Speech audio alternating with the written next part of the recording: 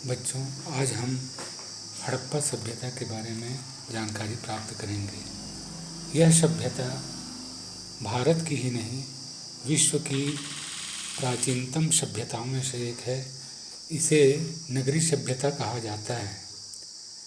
हड़प्पा नगर की खोज की गई सबसे पहले, इसलिए इसको हड़प्पा सभ्यता भी कहा जाता है। इसके अलावा हड़प्पा के अलावा और भी नगर मोहनजोदड़ो, चौंद्रो, लोथल, कालीबंगा आदि नगरों की खोज भी की गई।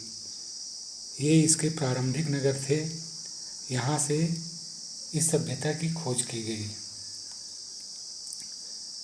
इसके अलावा इसकी खोज जो है और उत्खनन कार्य जो है 1921 में राय बहादुर, दयाराम साहनी, माधव स्वरूप वत्स ने पंजाब के मांटगोमरी जिले के हड़प्पा नामक स्थान पर खुदाई की और वहाँ से अवशेष खोज निकाले।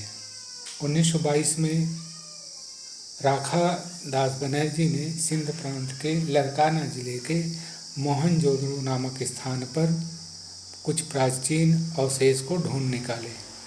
यहाँ पर बहुत सारी मोहरें, ठप्पे, लिपि, कलाकृतियाँ आदि प्राप्त हुई। विद्वानों ने इसे सिंधु घाटी सभ्यता का नाम दिया, क्योंकि इसके जो बस्तियाँ हैं सिंधु घाटी और उसकी सहायक नदियों के मैदानों में पाई गई थी।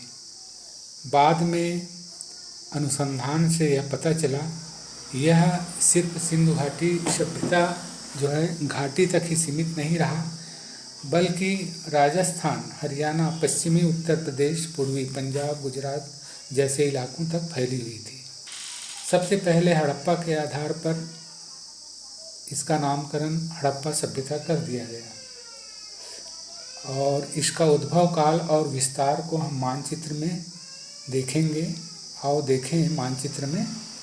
इसी के साथ इसका जो उद्भव काल है, अवशेषों से पता चला है कि हड़प्पा सभ्यता से पहले लोग छोटे छोटे गांव में रहते थे। बाद में धीरे धीरे कस्बे के रूप में और पूर्ण विकसित शहरों के रूप में विकसित हुए। इसे 3 चरणों में बांटा गया। पहला हड़प्पा, प्रारंभिक हड़प्पा काल 3500 ईसा पूर्व से 2600 ईसा पूर्व। दूसरा है परिपक्व हड़प्पा काल 2600 ईसा पूर्व से 1900 ईसा पूर्व।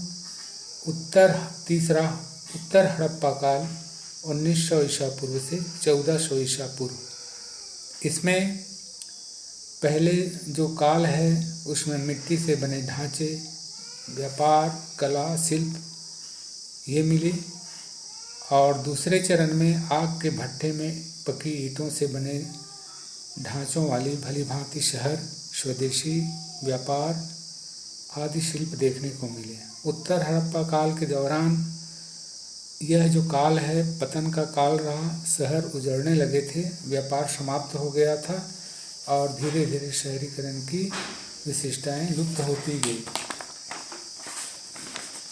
पुरातात्विक उत्खनन से पता चला कि यह जो सभ्यता है विस्तृत क्षेत्र में फैली हुई है। इसका क्षेत्रफल और विस्तार को हम मानचित्र में आओ देखें।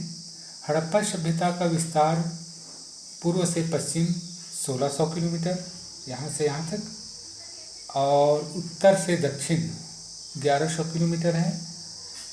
परंतु उत्तर में सरायखेला आदि स्थानों की प्राप्ति से यह सीमा और बढ़ गई। यह सभ्यता एक त्रिभुजाकार क्षेत्र में फैला हुआ एक विस्तृत क्षेत्र है।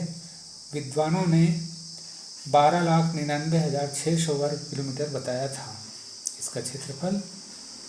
यह सभ्यता उत्तर में जम्मू के अखनूर से देख लीजिए, दक्षिण में नर्मदा नदी तक, यह है नर्मदा नदी, और पश्चिम में बलूचिस्तान के मकरान समुद्र तट से लेकर उत्तर में मेरठ तक।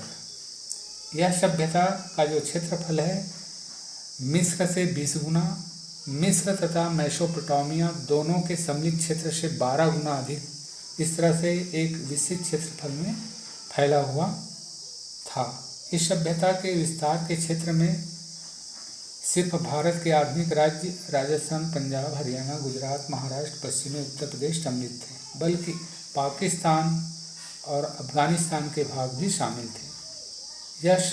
इस सभ्यता के कुछ प्रमुख स्थान हैं जम्मू कश्मीर में माडा, देख लीजिए, और अफगानिस्तान में सुत कोतदा, पश्चिम पंजाब पाकिस्तान में, हड़प्पा सिंध में मोहनजोदड़ो और चंद्रो राजस्थान में, कालीबंगा गुजरात में, लोथल और धौलागिरी हरियाणा में, बनवाली और राखीगढ़ी महाराष्ट्र में, दाइमाबाद, जबकि मकरान तट पाकिस्तान ईरान की सीमा के पास स्थित सुतका गेंदारे।